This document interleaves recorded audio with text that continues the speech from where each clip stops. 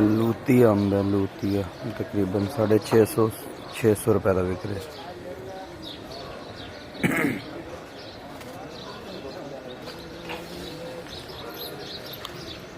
VIP Sindhri है, super जिन्हों आखते हैं सुपर सिंदड़ी है, ये 450 पौने 500 रुपए की।